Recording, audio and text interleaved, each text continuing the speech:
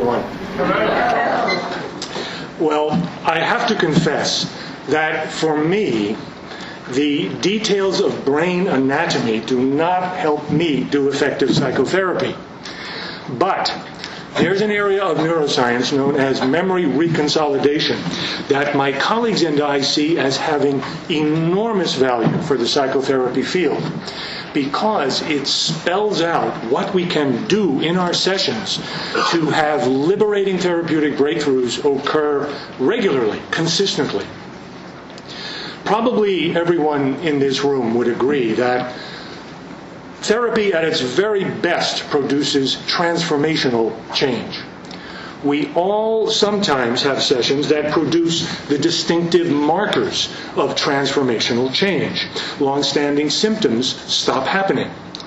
The distressed emotional reaction or ego state underlying and driving those symptoms stops happening. And then those changes persist effortlessly and permanently. Those are the markers of transformational change, also known as therapeutic breakthrough. I often call it profound change. Panic attacks stop. Depression is gone. Compulsive eating falls away. And a new quality of well-being is felt. This is therapy at its most effective best. But transformational change is not really the norm or the expected outcome in the therapy field. Much of what therapists do is incremental change, degrees of symptom relief through methods that counteract symptoms or regulate the underlying emotional reaction. There are various therapy systems that do produce transformational change, and many of you here today use them. If you are seeing transformational change regularly in your sessions with many kinds of clients, you really have no need to learn about memory reconsolidation. The thing is, therapies that do produce transformational change have very different ways of conceptualizing it. And this fragmented situation has kept our field in something of an awkward muddle regarding the key question. How does transformational change take place? What has to happen in a therapy session to bring it about? That is arguably the single most important question for our field to answer. But we've not had any bedrock definitive answers that are independent of each particular school's methods and theoretical model. But what if the brain could speak for itself? What would the brain tell us to do to bring about transformational change? What would that description look like? What are the brain's own rules for transformational change? If we had that fundamental information, guiding therapeutic breakthroughs would be far more reliable and frequent in our sessions, not to mention how it would create an integrated understanding of the core workings of different therapeutic systems. All of that is exactly what our new knowledge of memory reconsolidation gives us. Remarkably, we now do know the brain's own rules for transformational change. Here is one way to begin to understand what memory reconsolidation is and does. We already know that any new learning creates new neural circuits in the brain. In that sense, any new learning rewires the brain. But new learning does not necessarily unwire existing old learning that's driving unwanted responses. Normally, new learning and its new neural circuitry set up separately from existing old learning, and the new learning competes with the old learning. The result of that is incremental change that flickers and is susceptible to relapse, because life finds a way to re-trigger the potent old learning, which, as we all know, easily brushes aside the new learning and you're back to square one.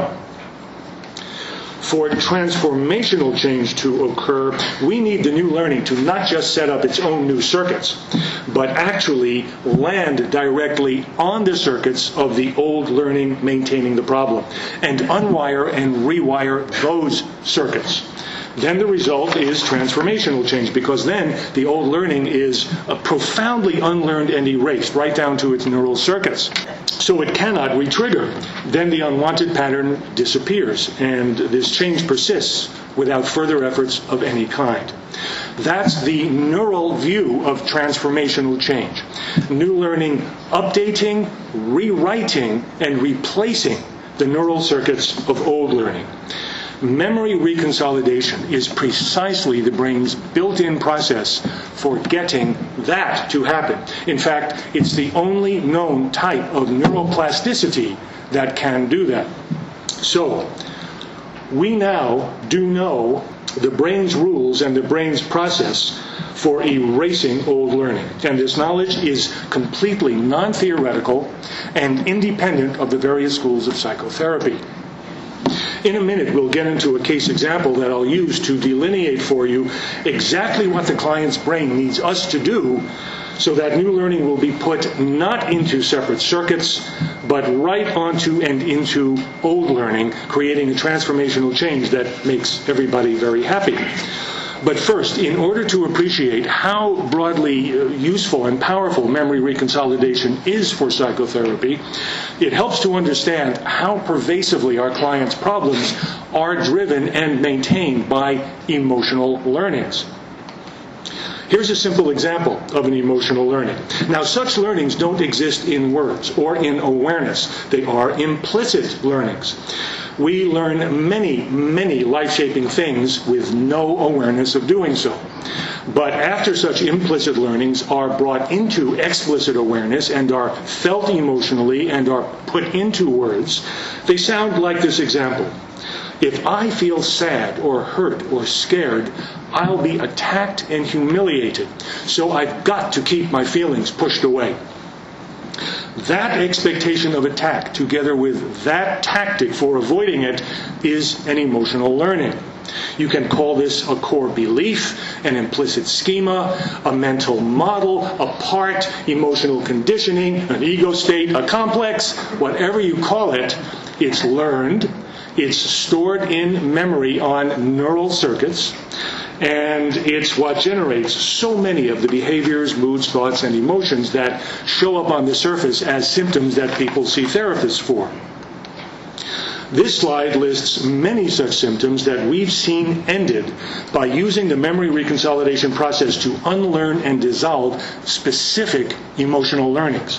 What we've observed again and again and again is that as soon as a given symptom's underlying learnings are dissolved and no longer exist, the symptom simply stops and disappears.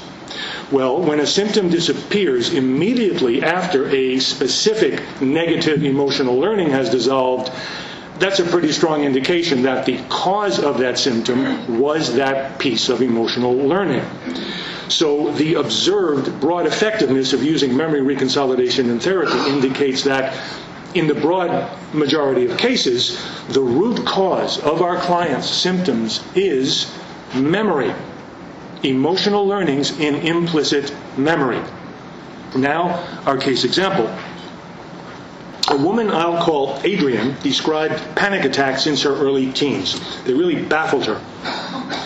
She was finally coming for therapy at age 34 because the frequency and intensity of her panicking had increased right after starting at a new job recently.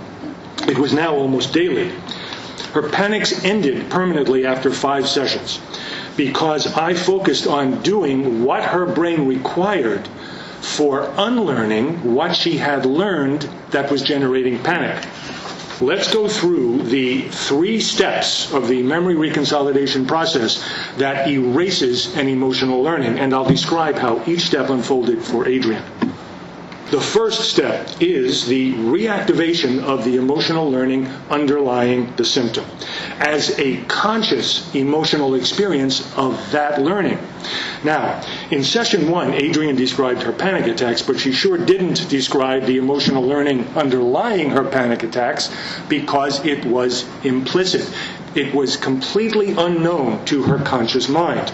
So I, too, had no idea what it was. And in order to do step 1, conscious reactivation, First, I had to guide her to find the implicit learning or schema underlying her panic, and then guide her into direct emotional experience of it. Well, that's deep experiential work in a core unresolved area of emotional vulnerability.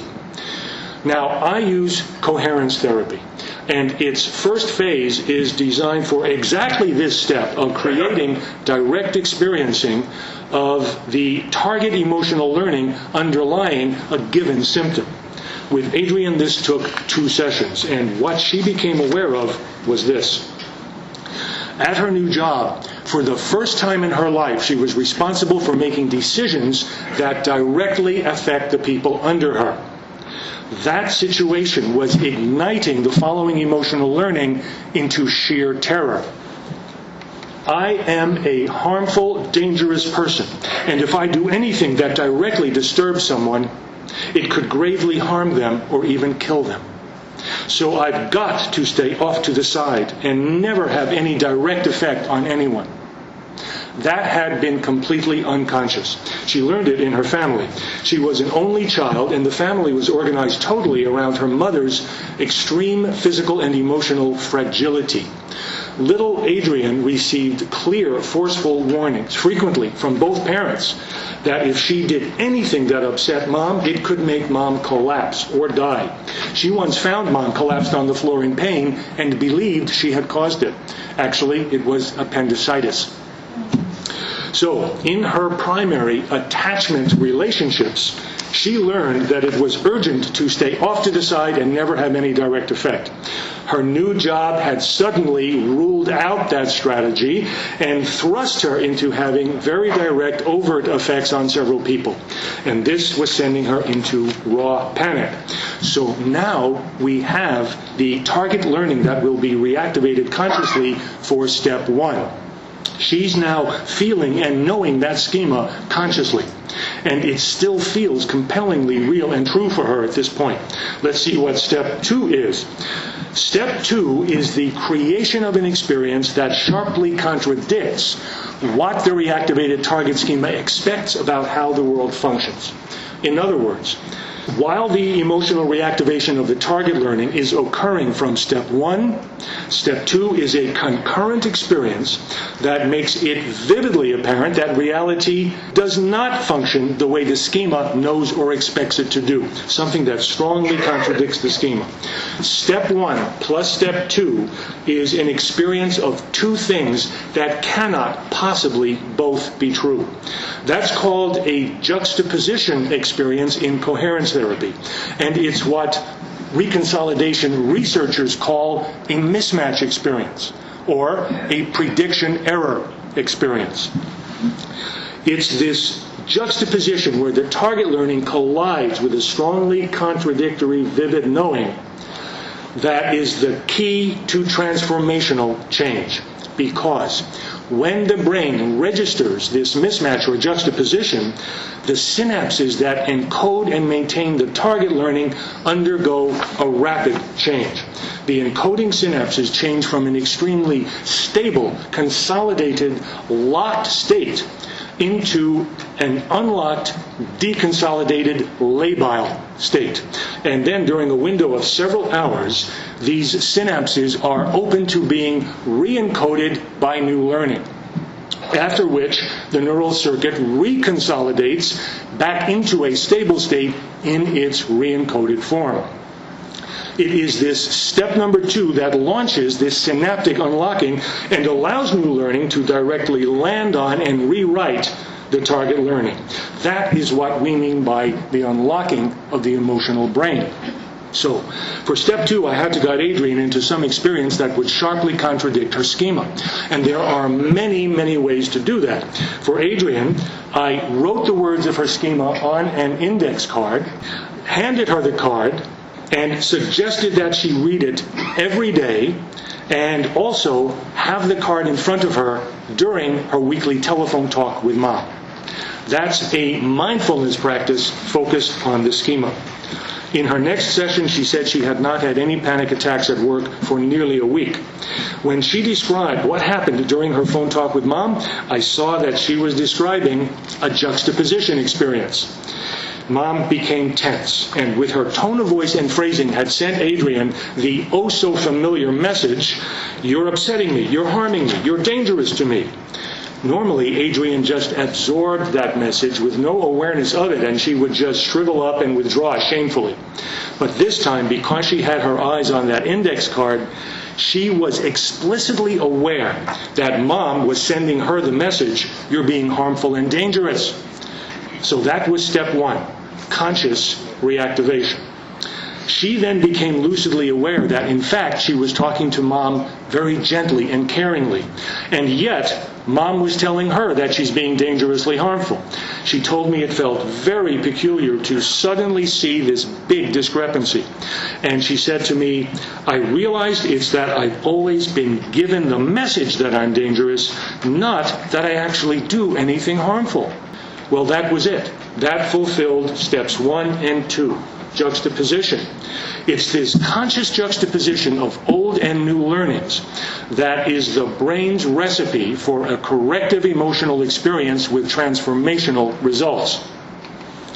And then in the next minutes and hours, Adrian fulfilled step 3. By focusing repeatedly on her fascinating new learning, I'm not harmful, I'm gentle and caring, and I've only been told I'm harmful. Step 3 is the rewriting of the unlocked target learning by the new learning. She then had all the markers of transformational change. No more panics, with no effort to avoid panic, which indicates that her lifelong potent schema had dissolved and no longer existed. Follow-up at 6 months and 2 years showed the shift had held, with no counteractive effort and no relapses, after 20 years of panic attacks. By the way, those markers of transformational change are exactly what neuroscientists use as confirmation that reconsolidation and erasure of an emotional learning have happened, because the brain has no other known process that can produce those markers. Now, with some clients, complications can develop and require some extra steps and extra sessions to clear away blockages, but the core process of these 3 steps remains the same. Coherence therapy closely follows and calls for those 3 steps. But what about other therapy systems that bring about transformational change more or less regularly? I'm suggesting that these therapies have methodologies that make it likely for these critical 3 steps to take place in one way or another.